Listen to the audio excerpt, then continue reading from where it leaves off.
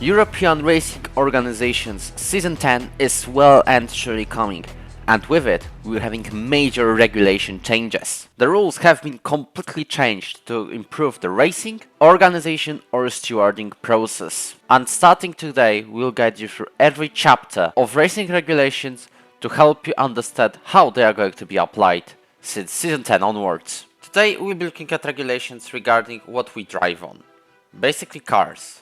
And to be exact, tires and damage. This is a pretty short part of regulations, so before we begin, if you would like to join European Racing Organization for Season 10, the link to our Discord server is in the description. We will start with one of the most basic regulations in Formula 1, and it comes to strategies. On each and every race, drivers must use at least 2 different tire compounds, and we don't mean soft and soft, but soft and medium, for example.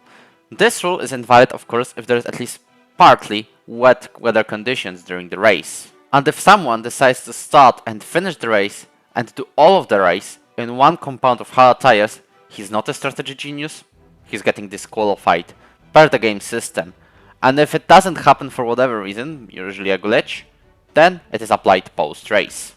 There is also a rule regarding tire usage in different weather conditions, as at all times you need to use tires appropriate for the current weather conditions, or maybe the ones that will be very imminent. But in a situation where you go for tires on a bone dry track, you need to pit as soon as possible, which is basically the same lap. We understand that the mistakes can happen, but if you stay on track on these inters, you may be penalized with 5-second time penalty and 2 license points, unless you pit right after. If you look back on Season's 6 Brazilian Grand Prix in PlayStation F2 tier, where the penalty shouldn't be applied and wasn't applied for driving on tires in dry track. And it's not because it was the owner of the league, basically me, driving then. Similar rule existed back then, but in short, it's still dry, but I have gone for tires on the safety car conditions. Because I got that notification from Jeff, who was an engineer in game at that time, that it's going to rain very shortly. So this one isn't exactly a rule breaching, but a strategy gamble. We've also implemented a black and orange flag into our regulations, as our 9.3 says that drivers must pit at the very first lap after they either got a puncture or have a front wing damage significant enough that it displays the triangle on the on-screen display at any color, because we don't want potential dangers on the track. We'll go basically 60 km per hour slower on the straight than the others. And if you don't, it's 5-second time penalty and 2 license points for each lap you refuse to pit.